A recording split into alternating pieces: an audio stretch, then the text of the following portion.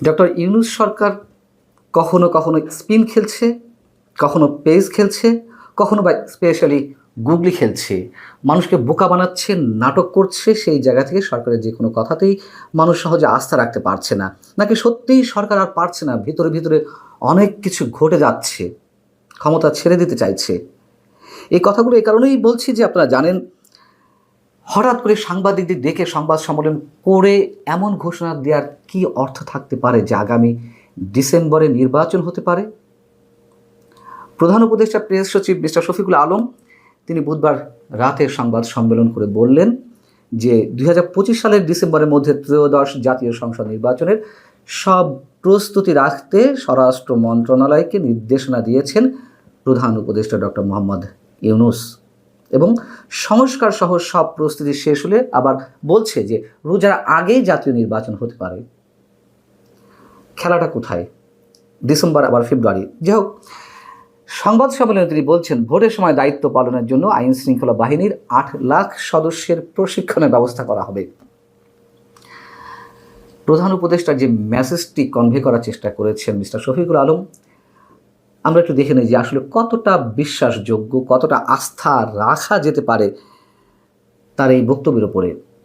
প্রথমত, লন্ডন বৈঠকে যে একটি ঘোষণা এলো যে ফেব্রুয়ারির মধ্যে নির্বাচন দেয়া হতে পারে, সেটি নিয়েই যখন মারাত্মক সন্দেহ, সংশয়, বিএনপি প্রথম একেবারে ব্ল্যাঙ্ক চেক দিচ্ছিল, পরবর্তীতে আবার গত 2-3 দিন ধরে তাদের মধ্যে সন্দেহের সৃষ্টি হয়েছে, কোনো ধরনের ঘোষণা দেওয়া হয়নি নির্বাচন কমিশনের পক্ষ থেকে, অন্তত রোড ম্যাপের কথা।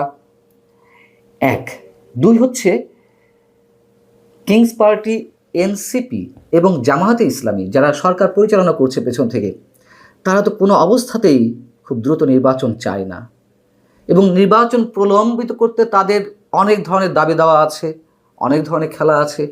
সেই জায়গা থেকে প্রধান উপদেষ্টার যে মেসেজটি দেয়া হলো সেটি আসলে কতটা বিশ্বাসযোগ্য।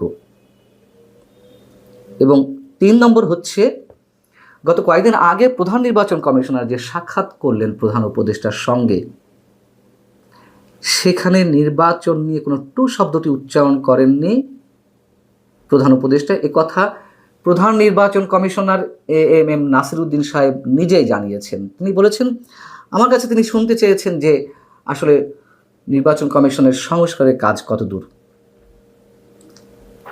এই জায়গাগুলোতে আসলে আমরা কতটা আস্থা রাখতে পারি যে সত্যি সত্যিই সরকার ডিসেম্বরের মধ্যে নির্বাচন করতে চায়। এখন যদি প্রশ্ন করি যে কেন এমন একটি ঘোষণা দেয়া হলো প্রধান উপদেষ্টার পক্ষ থেকে, প্রথমে যদি বলি যে নির্বাচন নিয়ে একটি ডামাডল, এর আগে আমি বলেছি যে ফেব্রুয়ারির যে ঘোষণাটা, সেটাও আমাদেরকে ঠান্ডা রাখার জন্য বা রাজনৈতিক দলগুলোকে ঠান্ডা রাখতে একটা ঘোষণা দেওয়া হয়েছিল, যেহেতু বলেছে যে সব ধরনের প্রস্তুতি সম্পন্ন হলে ফেব্রুয়ারিতে নির্বাচন হতে পারে। বিএনপিকে একটি ট্রাপে ফেলার একটা কৌশল, অথবা তাদের মধ্যে কোনো আন্ডার টেবিল ডিল হয়েছে কিনা আমরা জানি না, এ ধরনের গুঞ্জন আছে। যাও, 2 হচ্ছে সরকার দেশ চালাতে ব্যর্থ হচ্ছে, এটি আমরা সবাই জানি। সেই ব্যর্থতা থেকে তড়িঘড়ি করে পালানোর একটি চেষ্টা কিনা জনরোষ গড়ে ওঠার আগেই। আমরা জানি যে আইন শৃঙ্খলা পরিস্থিতির যে অবস্থা, যেভাবে মব ভায়োলেন্স হচ্ছে, সরকার একদিকে উৎসাহ দিচ্ছে সরকারের দায়িত্বশীল ব্যক্তিরা, আবার কখনো কখনো বা ঠেকানোর কথা বলছে। অর্থনৈতিক অবস্থা একেবারে পঙ্গুত্বের দিকে যাচ্ছে, ব্যবসায়ীরা ক্ষেপে উঠছেন, একের পর এক কল কারখানা বন্ধ হচ্ছে, এবং সর্বশেষ যুক্তরাষ্ট্রের যে শুল্ক আরোপ 37%-এর জায়গায় এতদিনে দর কষাকষিতে 35% আসছে। পরবর্তীতে কী হয় আমরা জানি না এখনো পর্যন্ত।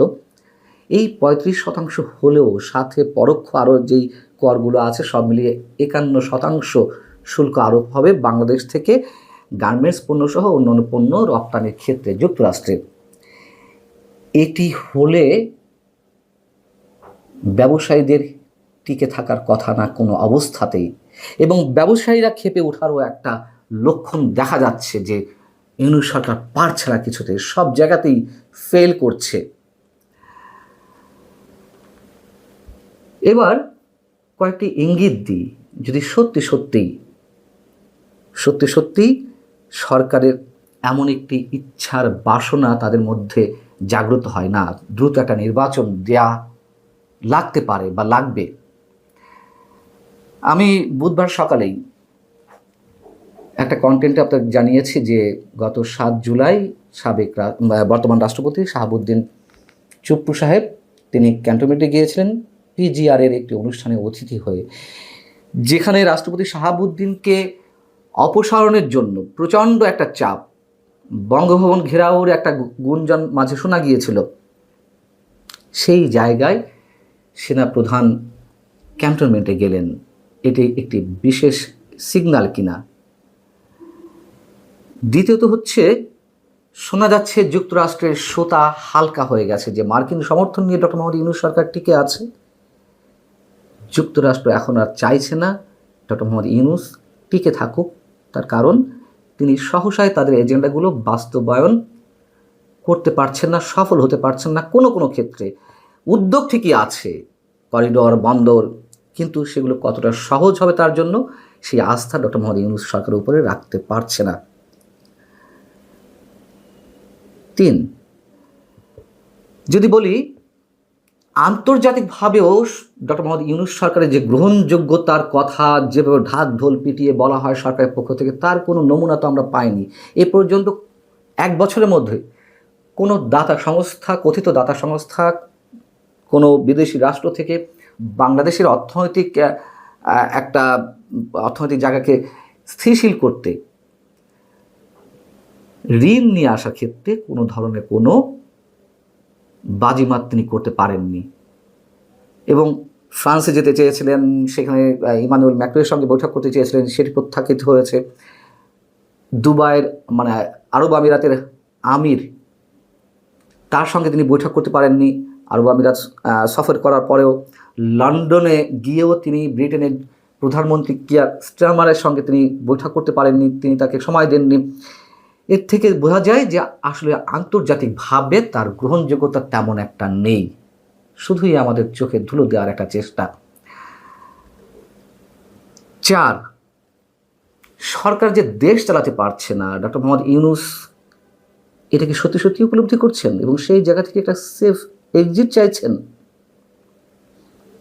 5,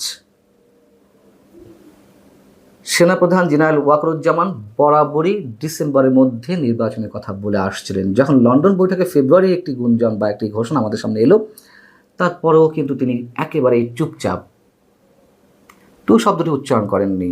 অনেকেই বলছিলেন বা এরকম বলা হচ্ছিল, তাহলে সেনাপ্রধানের বক্তব্যের কী মূল্য থাকলো, তাকেই কি চ্যালেঞ্জ করা হচ্ছে? এমনকি এপ্রিলের কথা যখন বলেছিলেন আমাদের প্রধান উপদেষ্টা জাতির উদ্দেশ্যে ভাষণে ঈদের আগের দিন, তখন থেকে এটি বলা হচ্ছে যে সেনাপ্রধানকে তিনি বুড়ো আঙুল দেখাচ্ছেন কিনা। এবং সবশেষ একটি প্রশ্ন রাখতে চাই, প্রধান উপদেষ্টা প্রেস সচিব তিনি মহাপরাক্রমশালী একজন ব্যক্তি সরকারের মধ্যে, এটি অনেকেই মনে করেন। তার মুখ দিয়ে এই ঘোষণাটা আসতেই পারে, অস্বাভাবিক কিছু নয়। তারপরেও প্রশ্ন যে প্রধান উপদেষ্টা যতক্ষণ না পর্যন্ত জাতির উদ্দেশ্যে ঘোষণা না দিবেন যে অমুক মাসে নির্বাচন হবে, অন্তত একটা রোডম্যাপ ঘোষণা না করবেন, ততক্ষণ পর্যন্ত এর উপরে আস্থা রাখার কোনো কারণ নেই। এখন আমাদের আসলে এই সব প্রশ্নের উত্তরগুলো বের করে তাদের এই ঘোষণার উপরে আস্থা রাখা না রাখার বিষয়টি নির্ভর করছে।